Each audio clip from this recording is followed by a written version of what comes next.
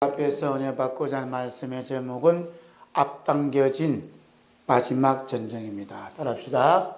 앞당겨진 마지막 전쟁. 앞당겨진 마지막 전쟁. 본문 말씀은 창세기 14장 11절에서 14절, 누가복음 17장 20절에서 30절 말씀입니다. 14장 16, 창세기 14장 11절에서 16절입니다. 전쟁의 역사는 언제부터 시작되었어요? 전쟁의 역사는 에덴 동산에서부터 시작이 되었습니다. 시작된 전쟁은 반드시 마지막 전쟁이 남아 있습니다. 그런데 그 마지막 전쟁이 앞당겨지고 있다는 사실이 오늘 본문 말씀에 드러나고 있습니다. 바리새인들이 예수님께 찾아왔지요. 찾아와서 하신 말씀이 하나님 나라가 어느 때에 임하시나이까 라고 말씀합니다. 무슨 나라라 그래? 하나님 나라가 어느 때에 임하시나이까 라고 말씀합니다. 바리새인의 이 질문이 상당한 요즘으로 말하면 충돌을 일으킬 수 있는 큰 질문이에요. 왜냐하면 이때 당시 이스라엘 백성들은 로마라는 나라의 지배를 받고 있는 그러한 시대입니다. 이 말씀은 하나님 나라라고 말씀했었지만 이 말씀을 들었던 바리새인들과 모든 사람들은 이스라엘의 독립을 생각한 거죠. 그러니까 예수님도 이러한 사실을 잘 알고 있습니다. 그래서 바리새인이 찾아와서 하나님 나라가 어느 때 임하시나이까 했을 때 예수님의 심정은 어땠을까? 아무래도 예수님 심정은 갑자기 이런 질문 받았을 때 뭔가 소름이 끼칠 정도로 이렇게 와닿았을 것 같아요. 그리고 바리새인의 질문을 받았던 예수님을 바라보는 대중들의 시선은 어땠을까? 심각하죠? 심각합니다. 예수님 대답은 어떻게 나올까 하는 얘기죠. 사람의 사정으로 보면 바리새인이 질문하고 또 예수님이 또 이렇게 답변하실 것이다. 우리 부모 말씀 보면 그렇게 봐져요. 그러나 하나님의 사정으로 보면 심각한 전쟁이 벌어지고 있다. 이 속에서도 그것을 볼 수가 있습니다. 사실 예수님께서 이 땅에 탄생하심으로 말미암아 전쟁은 이미 시작되었어요. 어떤 전쟁이죠? 헤롯 왕이 아기 예수님을 죽이는 사건이 예수님의 탄생부터 일어나는 겁니다. 그러니까 예수님의 생애는 어떤 생애예요? 전쟁의 연속된 생애예요. 바리새인의 질문을 받았던 예수님도 전쟁의 느낌이 들었어요. 전쟁의 느낌. 자, 예수님께서 단호하게 말씀하지요. 하나님 나라는 어떻게? 볼 수 있게 임하는 게 아니다. 하나님 나라는 보는 게 아니다. 라고 단정지어. 바리새인이 생각했던 하나님 나라 어떤 나라라는 거죠? 볼 수 있다는 거야. 볼 수 있다. 이스라엘 독립이 왔구나 생각하는 거죠. 바리새인뿐만 아니라 이때 당시에 모든 사람들이 예수님께서 행하신 모든 일들도 볼 때 너무나 감동적이고 기쁨이 넘치는 그런 일을 많이 하잖아요. 병든 사람 고치지요. 하나님 나라를 복음을 전하지요. 가는 곳마다 사람들이 몰려들지요. 참으로 예수님이 하나님께서 보내주신 메시아가 아닐까 라는 생각을 했다는 거죠. 그래서 이 바리새인이 혹시 이분이 하나님께서 보내주신 메시아가 아닌가, 이 땅에 하나님 나라가 진짜 거슬리지 않는가 라는 생각을 가진 자의 확인차 물어보는 거예요. 하나님 나라가 언제 임하시나이까? 하나님 나라가 어느 때 임하십니까? 이 말을 바꿔보면 예수님 언제 우리로 말하면 대통령으로 등극하겠습니까? 왕으로 등극하겠습니까? 언제 하나님 나라 왕으로서 이렇게 나타나시겠습니까? 라는 질문이죠. 예수님이 대부분 하신 말씀이 하나님 나라는 볼 수 있게 많은 게 아니다. 여기 있다 저기 있다 못한다 라고 보이는 것은 완전히 부정했어요. 자, 예수님께서 단칼에 베어버리는 하나님 나라는 볼 수 있기만이 아니다 했을 때 이 말씀을 들었던 사람들이 많이 있어요. 바리새인도 있고 군중들도 있고 그 중에 누가 있죠? 제자들도 있어요. 예수님이 아니다. 볼 수 있기만한 게 아니다. 여기 있다 저기 있다 못 아니다 라고 말씀을 들었을 때 제일 놀랬던 사람이 누구예요? 바리새인이에요? 군중도 대중들이에요? 제자들이에요? 제자들입니다. 제자들이. 그러니까 제자들이 눈치가 뭐냐? 그럼 우리는 뭐야? 그럼 우리는 뭐야?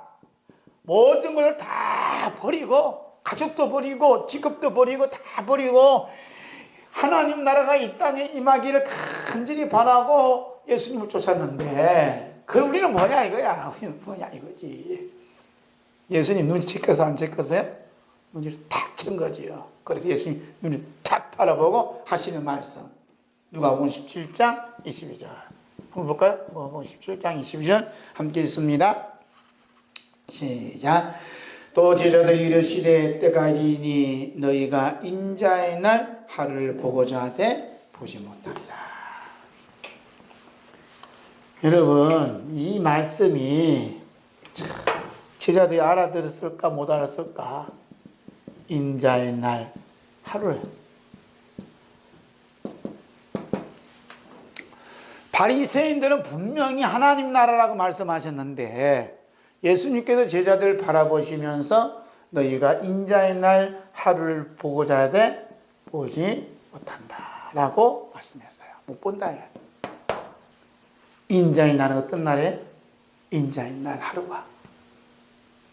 나중에 베드로가 예수님 부활하신 다음에 이 인자의 날 하루가 어떤 날인가 라고 생각을 하죠.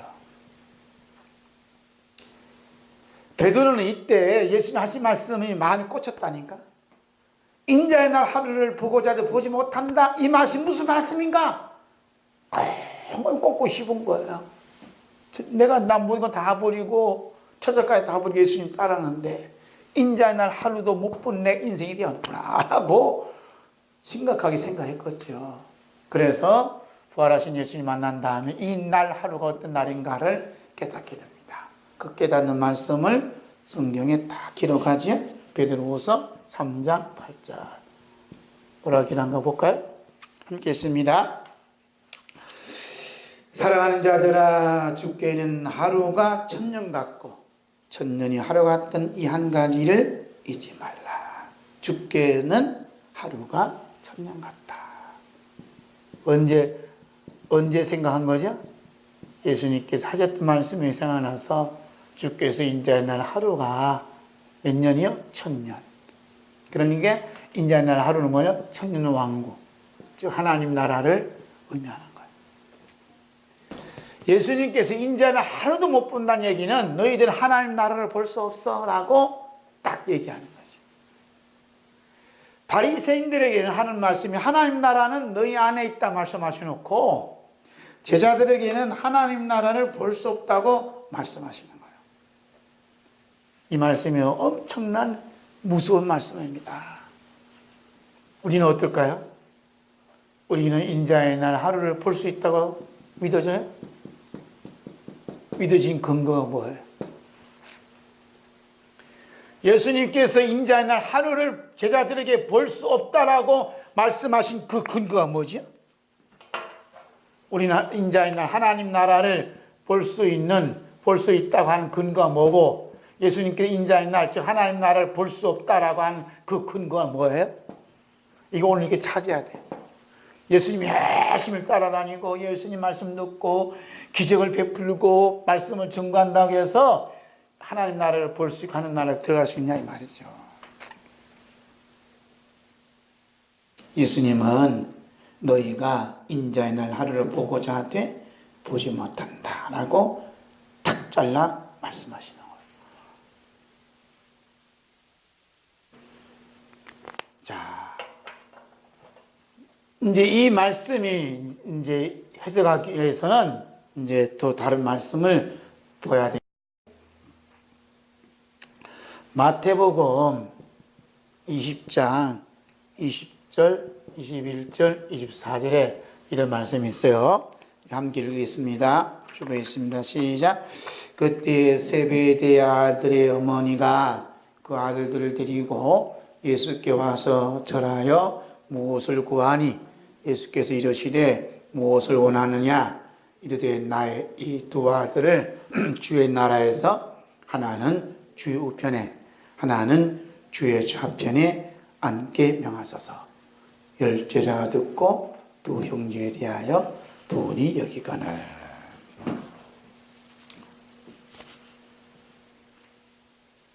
세베대의 아들들이 어머니가 예수님께 찾아와서 주의 나라가 임할 때 이런 얘기를 해요.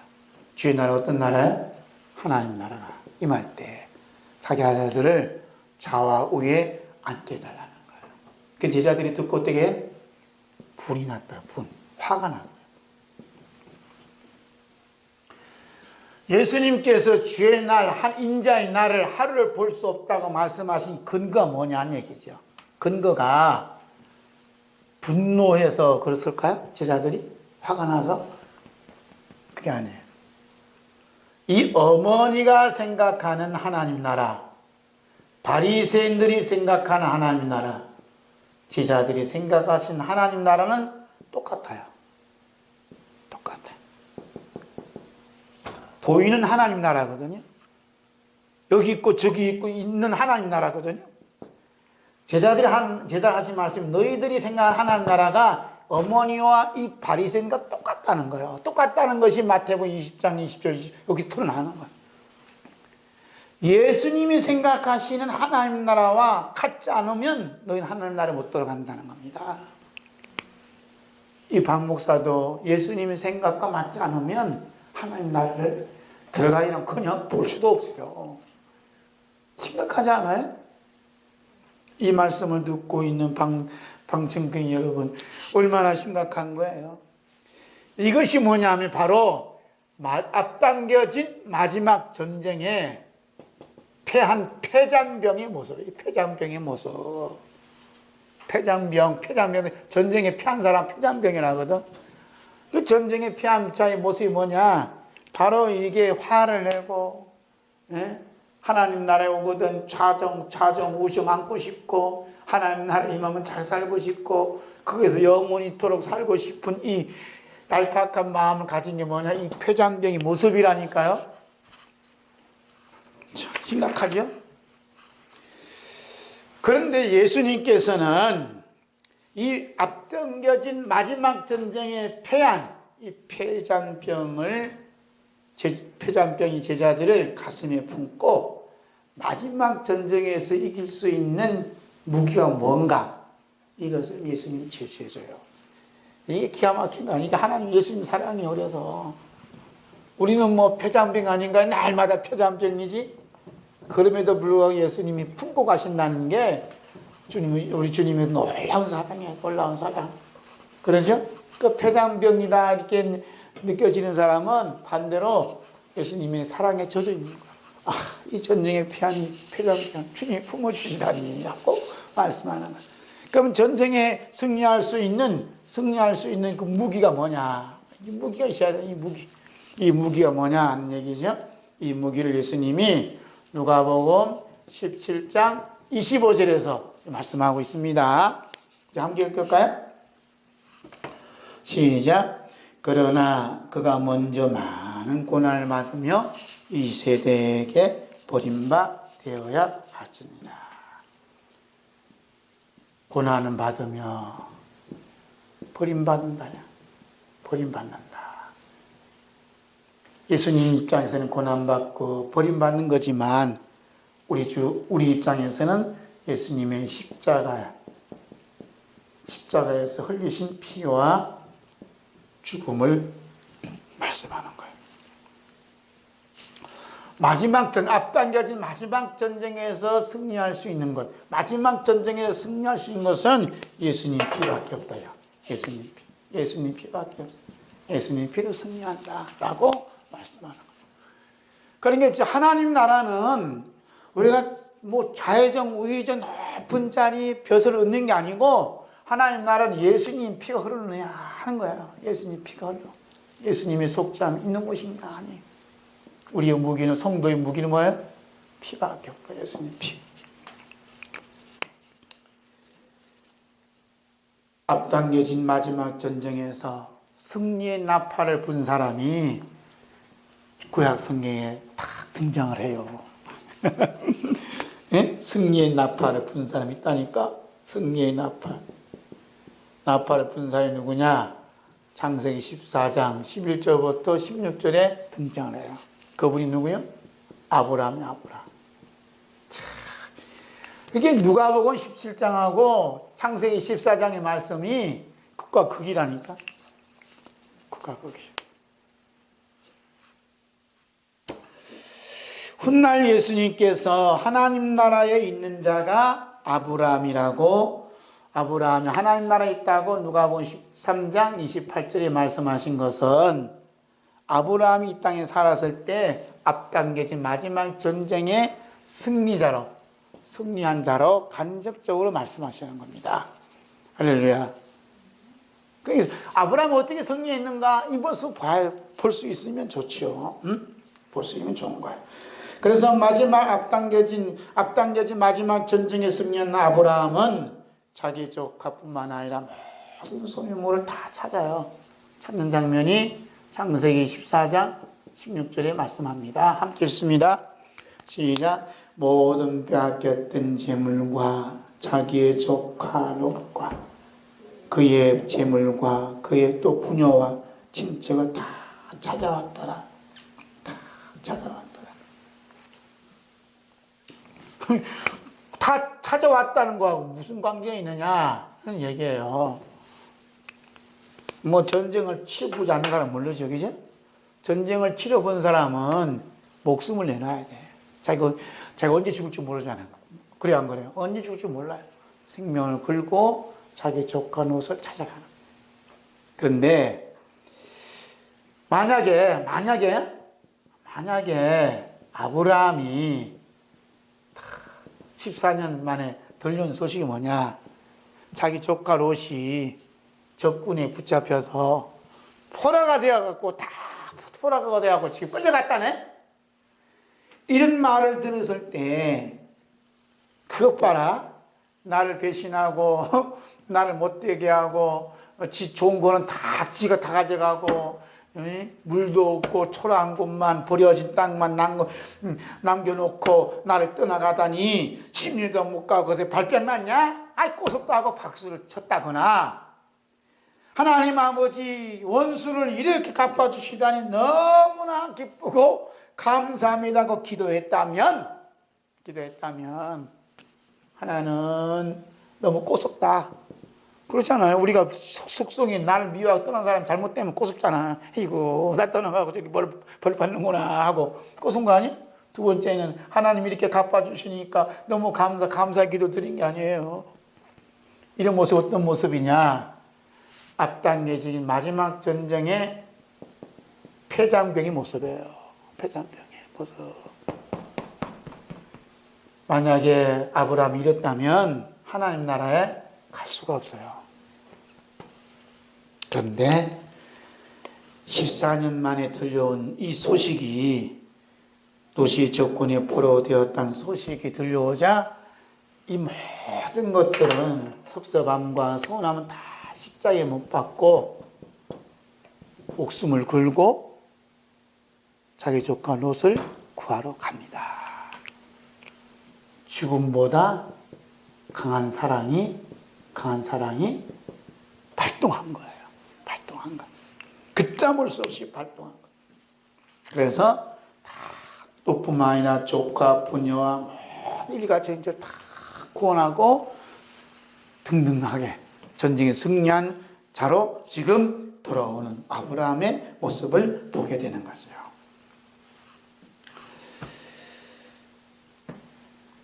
그러니까 아브라함이 자신을 배신하고 떠났더니 떠났더니 조카 롯을 자기 가솔들 318명 데리고 가서 구출했다는 사건은 참으로 놀라운 사랑이 여기에 담겨져 있는 거예요. 사랑이.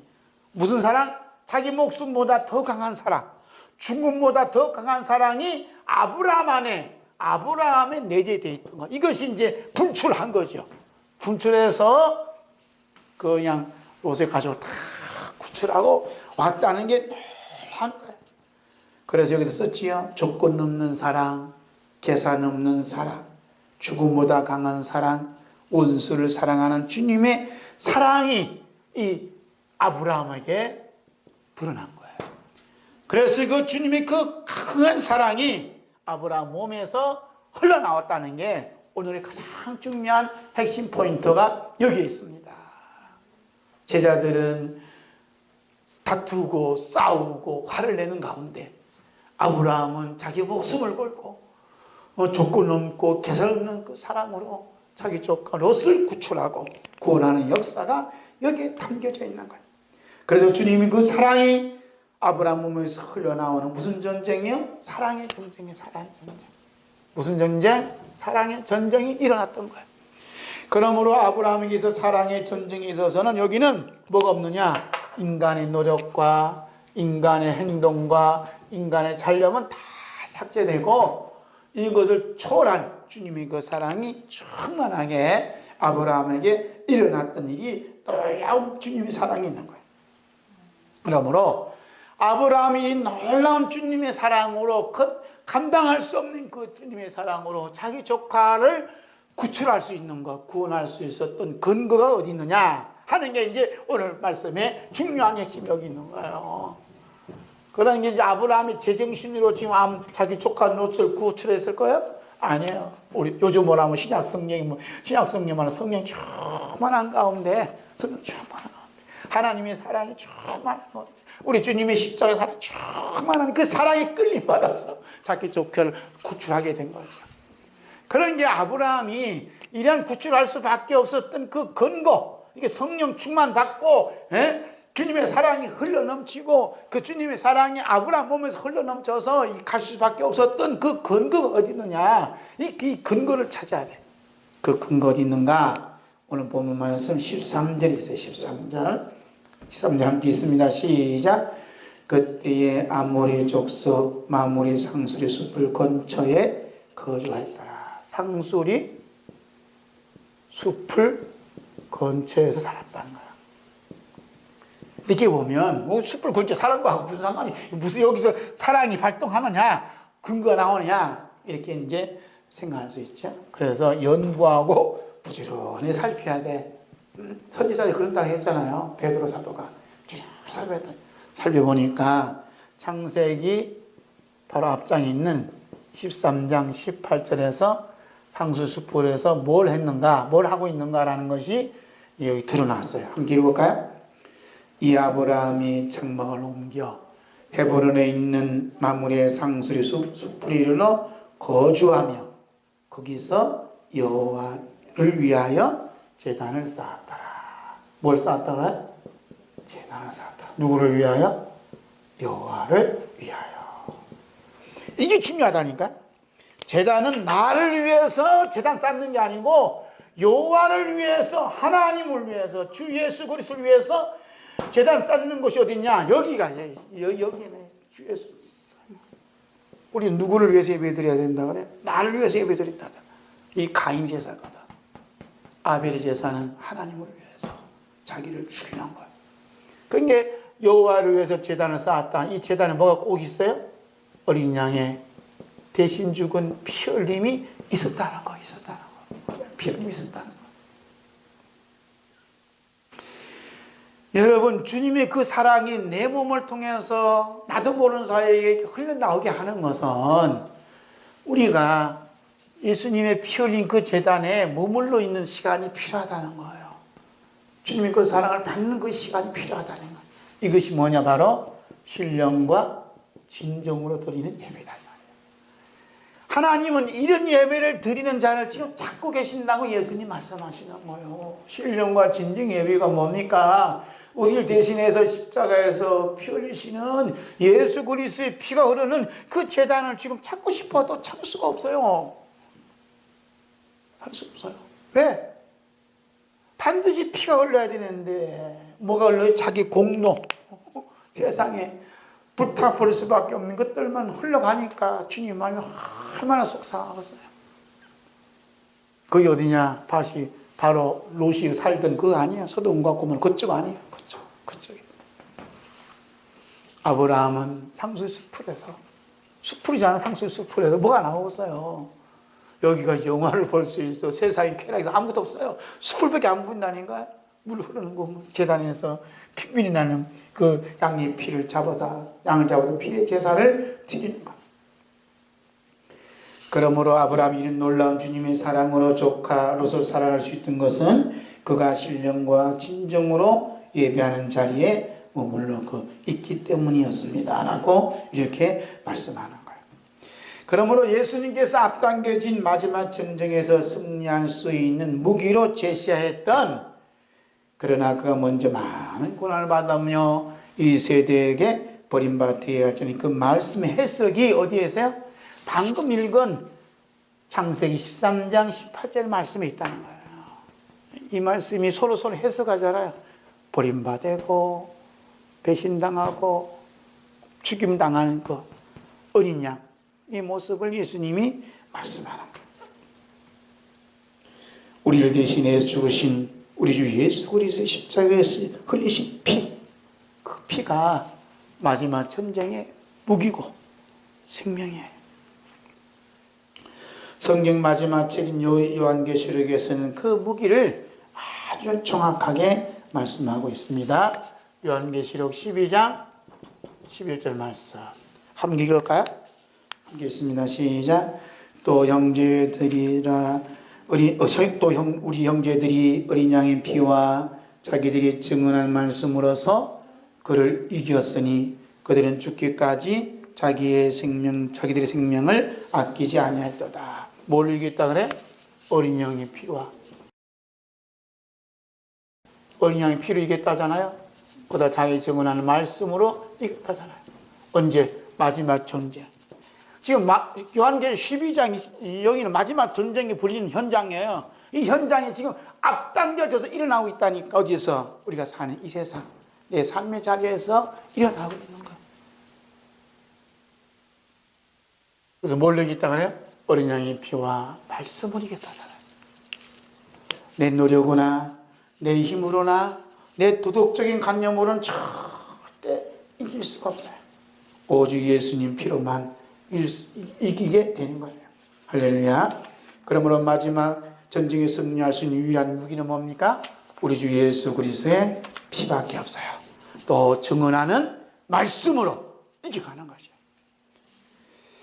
우리는 예수님이 귀한 십자가 핏값으로 산 그리스도의 좋은 병사지만 마지막 전쟁이 앞당겨 일어나는데도 불구하고 아무런 감각 없이 하루하루를 바쁘게 살아가고 있습니다. 오늘 내가 마지막 전쟁을 미리 겪고 있는지 어쩐지 모르고 살아가는 거예요. 그런데 놀라운 은혜는 우리 주 예수 그리스도께서 전쟁에 피한 그들을 제자들 가시 품고 있듯이 오늘 우리까지도 품고 있다는 사실입니다. 주님은 너무 놀랍지 않아요? 흔히 교회에서 간정 집회를 할 때 보면 꼭 등장하는 메뉴가 11조라는 메뉴가 있어요. 제가 유튜브에서 소리 오는 큰 교회에서 한 연예인이 나와서 이렇게 간정하는 걸 들었어요. 그분은 가수니까 돈도 많이 버는 거. 그래서 찬송도 하고 간정도 하면서 그 주 메뉴가 뭐냐면 11조예요. 제가 교회 생활하고 신앙생활 하다가 세상이 너무 좋아서 교회를 떠나므로 말미암아 12조도 안 하게 되고 그러면서 찾아온 것이 병이었고, 찾아온 것이 샤비 실패였고, 찾아온 것이 모든 고난이었습니다. 이제는 이 탕자가 회개하고 주님 앞에 나아갑니다. 이제는부터 11조를 떼먹지 않고 꼬박꼬박 잘 하겠습니다. 그러니까 교인들이 뭐라 그래? 아멘. 그 아멘에서 제일 크신 분이 누구예요? 담임 목사님. 태양같이 밝은 웃음. 태양보다 더 밝은 웃음으로 하는 거예요. 왜? 제가 11조 해봤자 얼마 안 되지만 연예인이 11조 하면 단위가 크거든. 몇 사람 분이 할 건가, 몇십 명이 한국보다 더 많이 할 건가, 물론 하여튼 뭐, 한 11조 한다니까, 뭐, 한 것도 아닌데, 한다고 하니까 너무 좋아. 하고, 하나고 하는 거예요. 와, 그런 연예인 우리 교회 와서 얼마나 좋고 또, 올 수도 없지만, 오지 않지만. 그렇잖아요? 얼마나 좋아요?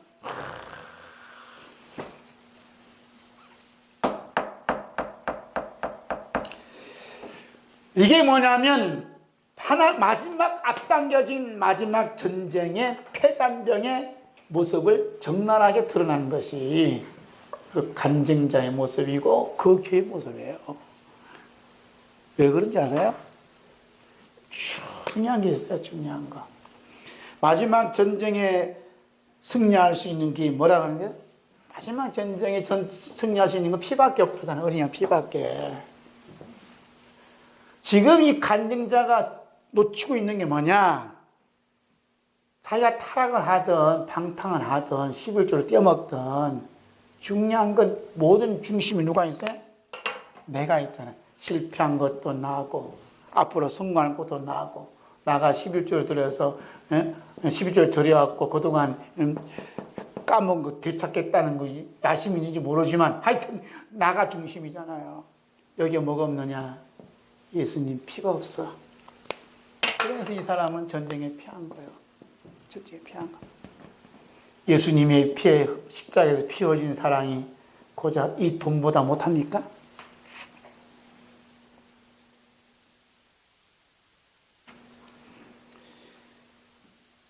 이분이 진짜 회개하고 돌아왔으면 그동안에 내가 이렇게 세상에 살다 보니까 여러분 제가 누군지 잘 알잖아요.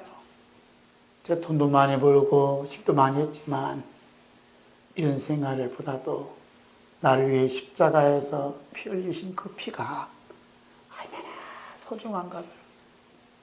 이 모든 것보다도 이 피가 나를 살렸다고, 나를 죽음에서 살렸다고 이렇게 고백했다면 이게 이제 승리의 현장인데 예수님이 십자가에 피를 아무것도 없고 오직 열심히 해서 또 11조 많이 해서 열심히 하겠다 하니 이게 이제 마지막 전쟁에서 이게 패한 자의 이게 실패한 모습을 여기 적나라하게 드러나고 있다는 거예요. 지금은 이렇게 실패한 분도 폐장병 예수님 품고 가요. 그러나 끝까지 품고 가는 게 아니에요. 네? 그래서 저도 예수님 피도 중요하다고 증거하지만 돈 보따리가 한 보따리 가방이 있으면 피보다도 돈이 나는 더 반가울 것 같아요. 그래 안 그래요? 500만 원짜리 탁 007 가방에 그냥 탁 아니 007 가방 것도 없어요. 사과 박스에다가 5만 원짜리 잔뜩 주고 갖다 주고 예? 주면 이 바라보는 순간 입이 찢어질 텐데 예수님 피를 아무리 설교해도 뭐 입이 찢어지나 뭐.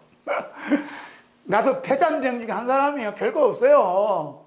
별거 없다니까요. 왜? 돈 앞에 장사가 없으니까. 돈 앞에 목사가 있으면 거기서 장사 없어요. 꼼짝 못해요. 저도. 그러니까 이런 죄인을 이런 폐장을 품고 계신 그분이 주 예수 그리스도 크신 사랑이 얼마나 크신가를 다시 한번 이게 또 느껴지고 깨닫게지고 또 돌아본다면 그 은혜가 아닌가 이렇게 이제 믿음이 오는 거죠. 우리가 전에는 돈을 사랑하였는데 그 사랑보다도 우리 주 예수 그리스도께서 우리를 대신해서 직책에 맞으시고 우리를 대신해서 십자가에 못 박히신 그 큰 사랑이 더 크다는 사랑을 그 피의 사랑이 더 크다고 증거하는 삶이 바로 마지막 전쟁에 승리하는 자의 모습이 아닌가라고 여러분도 같이 동의하십니까? 그리스도 예수의 좋은 병사는 앞당겨진 마지막 전쟁에서 승리하는 병사로서 내가 사랑하는 것이 예수 그리스도의 십자가를 신 피로 말미암아 살아간 거라고 믿어지고 또 그 믿음을 고백하는 사람이 누구냐? 그리스도 예수의 좋은 병사가 되는 거예요. 사실 우리가 드려지는 모든 예물들 11조, 감사 예물, 여러 가지 예물이 많잖아요. 식사하는 거, 애찬도 드리고, 오늘 점심도 누가 드린다 하고, 다 모든 예물은 뭐냐? 예수님의 십자가에 흘리신 피의 결과예요, 결과. 그러므로 우리가 드려진 모든 예물 속에 뭐가 묻어 있느냐? 피가 묻어 있어. 우리가 10조 드리면서도 주님이 흘리신 피의 공로로 이게 드립니다. 피의 사랑이 아니면 우리는 지옥할 수밖에 없는데 예수님이 흘리신 피의 사랑으로 육신도 살려주시고 또 하나님 나라가 임하게 해주시고 천국 임하게 해주시니 얼마나 감사합니까? 라고 드려지는 삶이 어떤 삶이에요? 마지막 전쟁에서 승리하는 모습을 지금 우리가 연습하고 있는 거예요. 얼마나 감사해. 여기 기록했죠. 사실 우리가 드려지는 11절에 비롯한 모든 예물은 다 우리 주 예수 그리스도의 십자가에서 흘리신 피의 결과물입니다. 그런데 11절에 비롯한 모든 예물을 드리면서 우리 주 예수 그리스도의 십자가에서 흘리신 피의 값인 줄 모르고 더 나은 생활을 꿈꾸며 소원하며 기도하는 꼼수는 앞당겨진 마지막 전쟁에서 패전쟁이면 스스로 바치는 거예요. 바치는 거예요. 11조를 드리면서도 더 나은 생활을 꿈꿔. 이번에 11조 10만 원 했으면 다음에는 20만 원 11조 해달라고 기도를 해요. 또 가르쳐. 누가 그렇게 가르쳐요? 제가 옛날에 그렇게 가르쳤잖아요. 여러분 11조 내면서 다음에는 20만 원 11조 할 줄 믿습니다. 그러고 이렇게 쉽지 않아. 그럼 하나님 더 부어주신다고. 이 소리를 들었던 우리 예수님은 얼마나 가슴을 치며 그거 아니란다. 그게 아니라고 얼마나 예수님이 배 아프게 가슴을 치며 소리쳤을까라고 지금은 생각이 들어요. 그래서 바울 사도는 디모데후서 2장 마지막 순교하기 하는 길을 얼마 남겨두지 않고 이제 쓰신 서신서에 디모데후서 2장 3절 4절에 이런 말씀하지요. 함께 있습니다.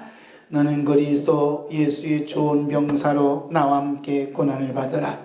병사로 복무하는 자는 자기 생활에 얽매이는 자가 하나도 없나니 이는 병사로 모집한 자를 기쁘게 하려 함이니라.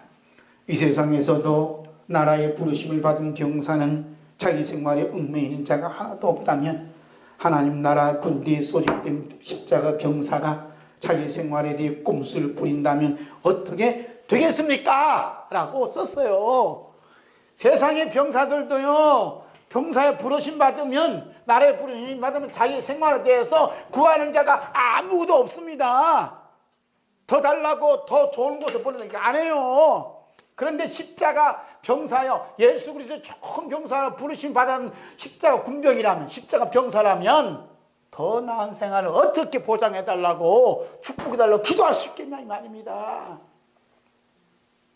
전에는 그렇게 기도했다 하면 이런 폐장병이 나를 품어주신 주님의 그 가슴을 바라보며 이제는 주님의 피의 소중함을 고백합니다 라고 이제 돌아서야 되겠죠. 이거 회개 아니에요? 바울 사도는 얼마 후면 순교할 걸 뻔히 알면서도 이 말씀 하는 거예요. 너는 디모데야, 너는 이 그리스도 제일 좋은 군사로, 그리스도 예수 좋은 군사로 나와 함께 고난을 받을지어다 라고 말씀하는 거예요. 그렇죠? 나와 함께 고난을 받아라. 이 고난이 뭐요? 순교. 얼마 후에 순교할 거 뻔히 바라면 너도 각오하라. 순교.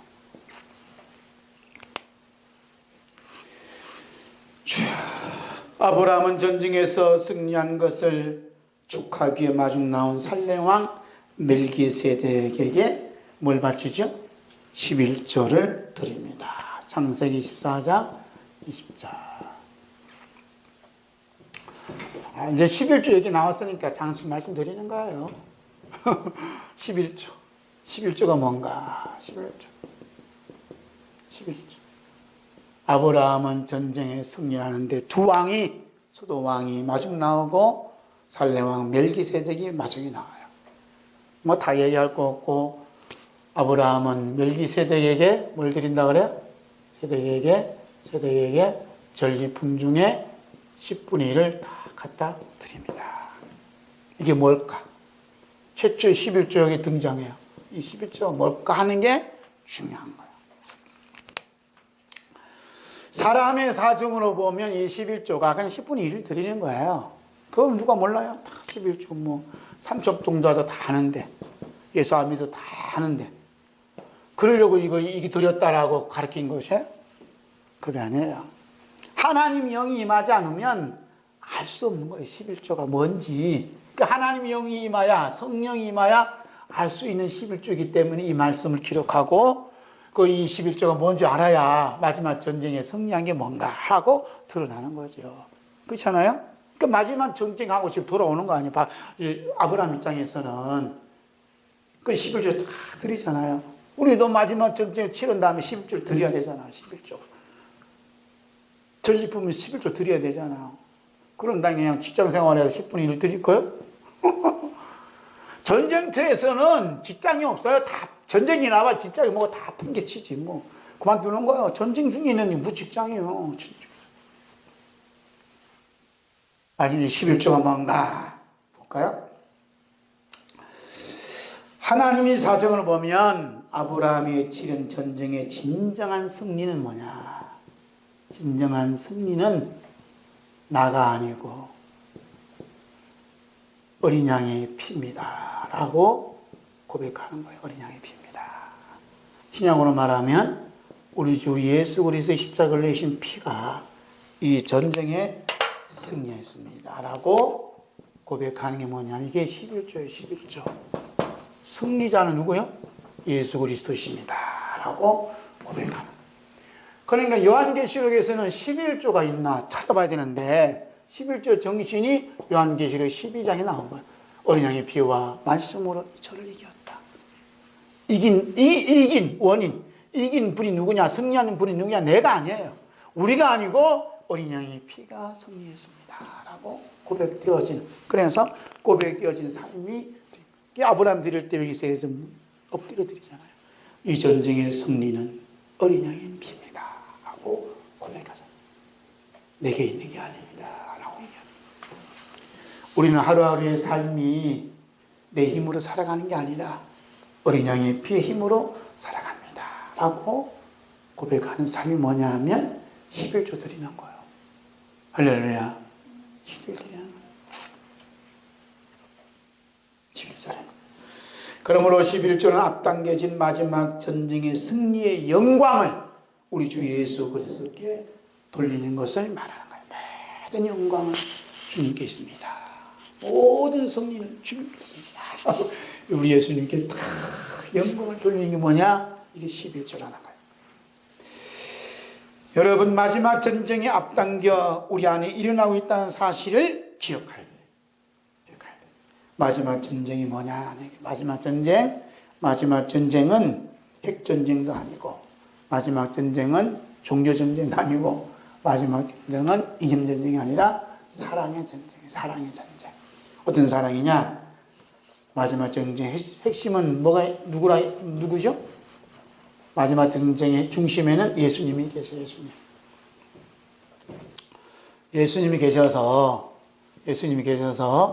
예수 그리스도를 사랑하느냐, 예수 그리스도를 사랑하지 않느냐, 사랑하지 않느냐가 마지막 전쟁의 승패력이 달려있어요. 마지막 전쟁에 사랑하는 분과 마지막 전쟁에 예수님을 사랑하지 않는 분이 오늘 본 말씀입니다. 예수 그리스도를 사랑하는 사람 누구냐 하면 바로 창세기 14장 있는 아브라함.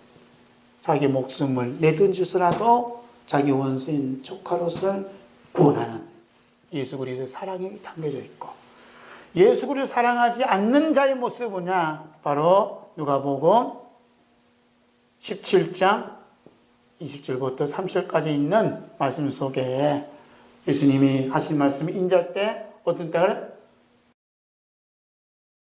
롯의 때와 같이 노아의 때와 같이 그렇게 온다. 사람들이 먹고 마시고 시가고 장가고 사고 팔고 하는 모든 것들, 이 모든 것들이 뭐냐면 예수님을 사랑하지 않는 자의 모습이에요.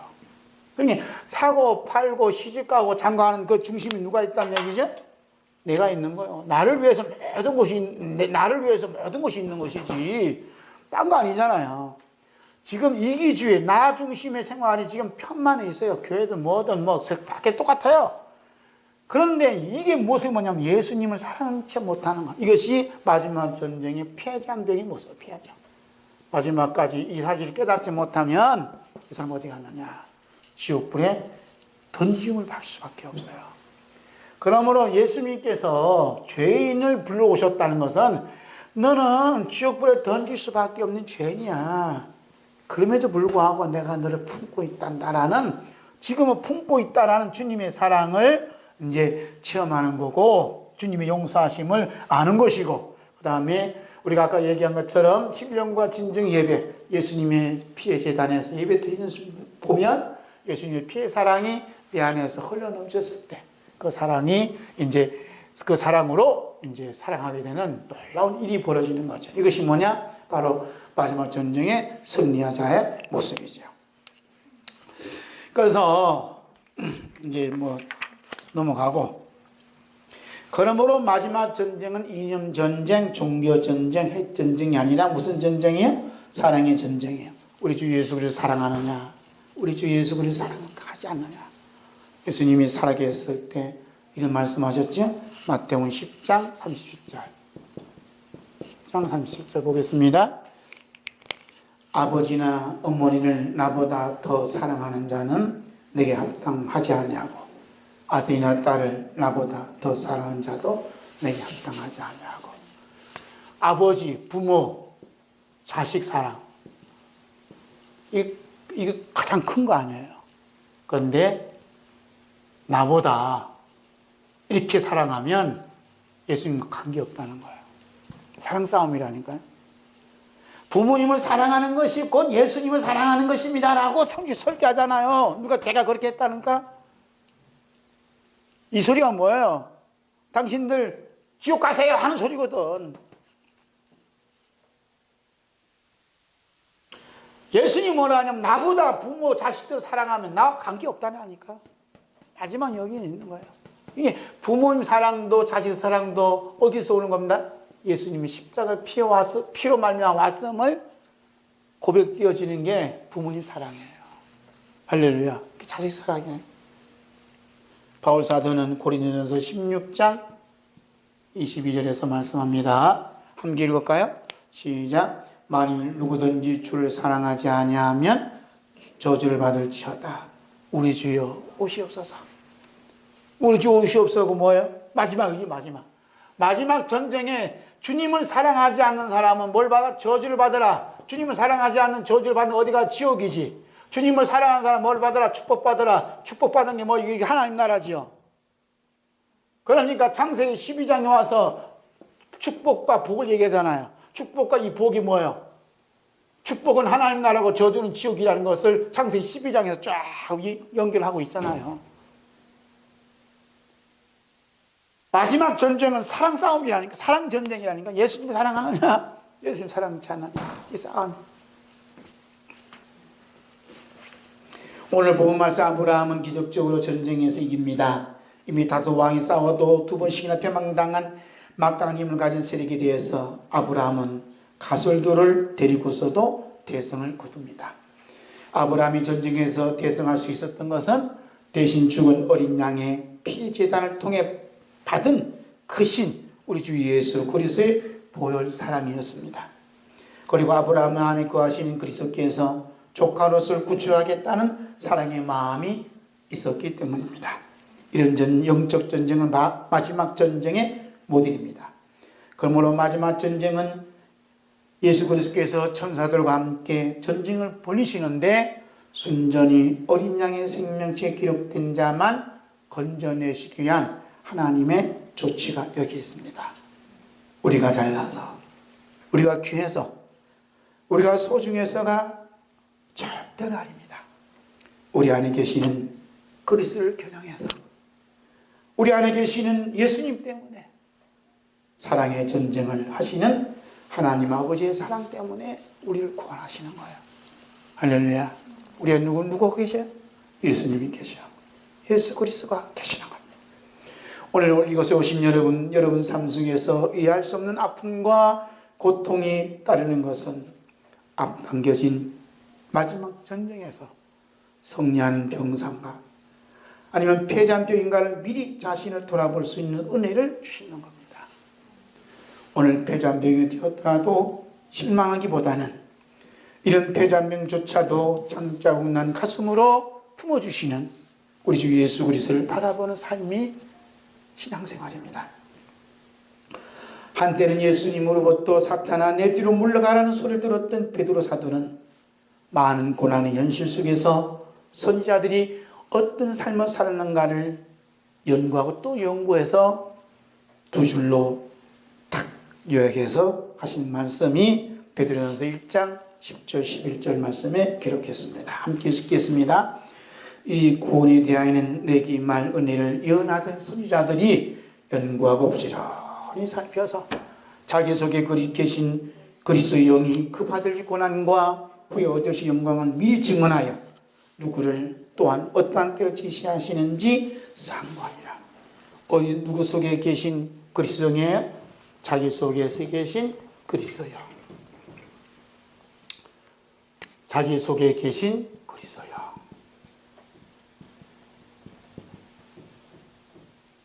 하나님께서 우리를 사랑하시는 것은 우리가 예뻐서 사랑하는 것이 아니라, 우리가 잘나서 사랑하는 것이 아니라 내 속에 계신 그리스도 영 때문에 우리를 사랑하시는 거예요. 할렐루야.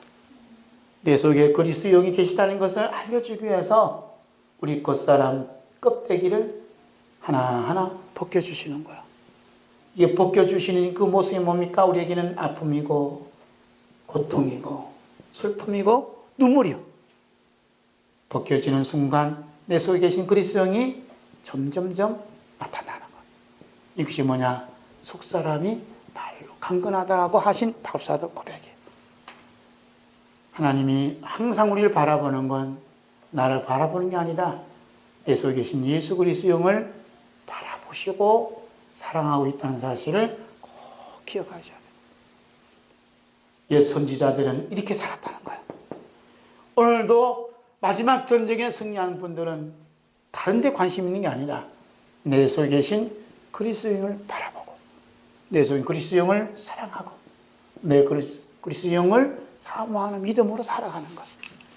이런 삶이 바로 마지막 전쟁의 모습이에요. 우리 예수님께서 앞당겨진 마지막 전쟁이만 병상을 향해 말씀하여 아무개야 하는 것은 자기 이름으로 가시면 좋을 것 같아요. 아무개야 돈 못 번다고 스스로 실패자로 보지 말아라. 아무개야 목사로 장로로 권사로 집사로 성공하지 못했다고 스스로 실패자로 보지 마라. 아무개야 자꾸 될 일이 없다고 해서 스스로 실패자로 여기지 말아라. 아무개야 너는 내 핏값으로 산 내 몸에 불한다. 아무개야 너는 내 안에 있단다. 여러분, 앞당겨진 마지막 전쟁에서 승리의 깃발을 든 병사는 이 죄인을 대신하여 채찍에 맞으시고 십자가에 못 박히신 우리 주 예수 그리스도의 피의 사랑이 나뿐만 아니라 모든 사람들, 이 세상의 모든 만물을 살려주셨다는 것을 날마다 자랑하며 감사하며 사는 사람입니다. 그렇게 살았던 사람 시인이 시편 44편 8절에 이렇게 고백한 것을 기록합니다. 함께 읽을까요? 우리가 종일 하나님을 자랑하였나이다. 우리는 하나님 이름에 영원히 감사하리라 하셨습니다. 하루 종일 누굴 자랑했다 그래요? 하나님을 자랑했다잖아요. 신약의 성도는 우리 주 예수 그리스도 십자가 피를 자랑하는 거야. 하루 종일, 하루 종일, 하루 종일, 하루 종일. 뭐 그렇게 하나님 자랑할 게 많다고. 근데 이 시대는 하나님 자랑할 것이 너무너무 많아. 하나님의 이름에 영원히 감사해, 감사. 무엇을 달라고 구할 이 구멍이, 기회가 없어. 틈이 없어. 왜? 모든 것이 다 감사. 100% 감사. 감사밖에 없어요. 왜냐하면 하나님을 자랑하다 보니까. 우리 누굴 자랑하냐? 우리 주, 나 같은 폐장병이고 지옥에 갈 수밖에 없는 나를 대신해서 십자가에 달려 피 흘리신 예수님을 자랑하는 삶이 중요한 거예요. 앞뒤에 이제 마지막 전쟁은 어린 양의 생명책에 기록된 그리스도 예수의 좋은 병사만 구원에 승했다는 하나님의 사랑의 조치가 여기에 있는 거예요. 할렐루야. 그래서 하나님 나라에 들어가려면 뭘 많이 겪는다? 많은 고난을 받는다. 그 고난 속에 누가 계세요? 그 대신해서 십자가에 달리신 그분이 우리 안에 계시고 함께 동행하는 역사가 일어나는 것입니다. 모든 건 다 감사요. 주님께 영광입니다. 할렐루야. 아멘.